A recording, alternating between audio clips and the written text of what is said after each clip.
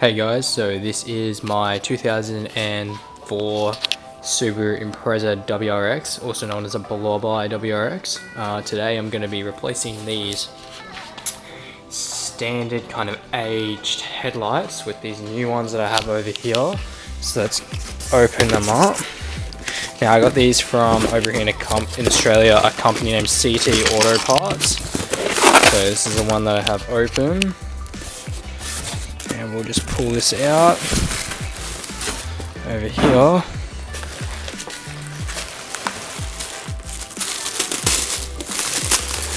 The packaging is nice and firm, as you can see, and this is them there. So they've got dual projectors alongside halos with some LED DRLs up the front there. So let's get straight into this. The first thing we'll do is open the bonnet. And now we've just got to get the front bumper off. So we'll take off the fender lining on this side, undo the clips there, get the fender lining off and get the bumper off. Let's do it. Now you just have to get that, and that off. So you've just removed the old headlight from there. Once you get all the wiring out, the new ones come with a set of brackets here. You just have to mount the new bracket from there onto here. So I'm just matching it up the same as the old one. So I'll just take the screws out of there and put that one on there. So after installing this here, you have to wire these two in, but I'm going to wire them straight into the Parker globe here, which means that every time you turn the Parkers on, which is these three lights here, both the halo lights turn on. So let's do that now. Okay, so I have the negative wired into the negative and the positive into the positive. Now I have to connect this, which is the low beam headlight, onto the connectors which are here from the old low beam. So that's the one off the H1 globe, and then that's the one off the housing, the negative there. And then need to plug in, that's those two there, and this one here plugs straight into the high beam globe there. So it's all plug and play. So let's do that now.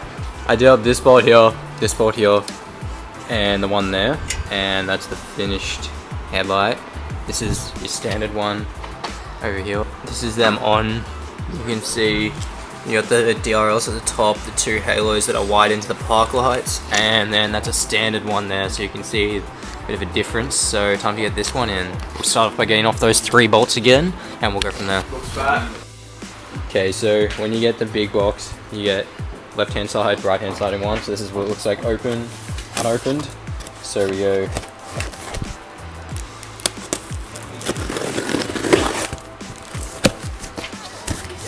pretty much the same as before.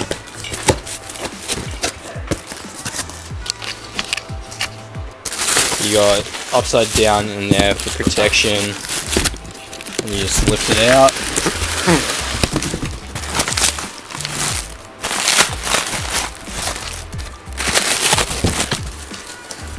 And there it is.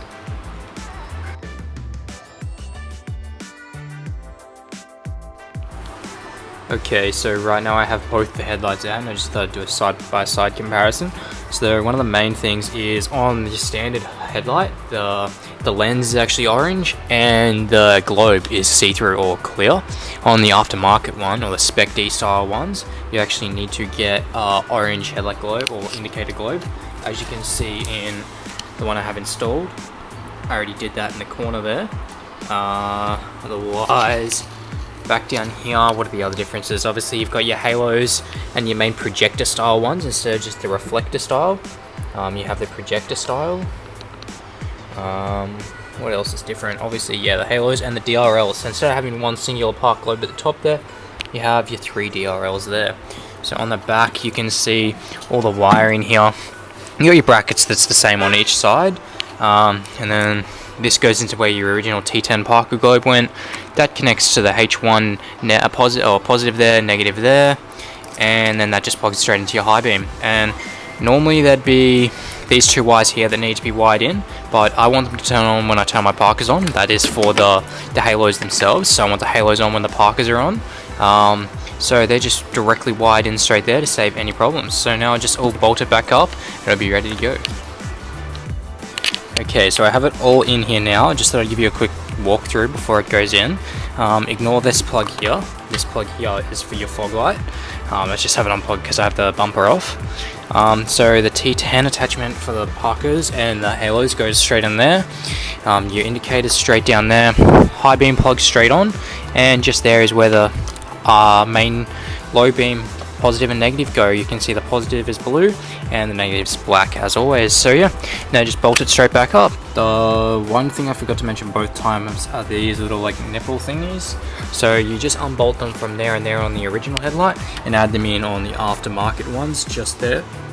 They just a little 10mm deep socket to go over them, and it gets you on that little nut. Let's see, will it focus just there, and then just bolt straight in. They just stick into the hole which is there and there, which just allows for it to just stick into the headlight, that's all. Into the chassis, I guess you'd say. So yeah, I'll just chuck it all in now. Okay guys, so this is what they look like installed. You can see this is just on my parker setting here. You can see your DRL 3 LEDs at the top and the 2 halos. I'll just come across this side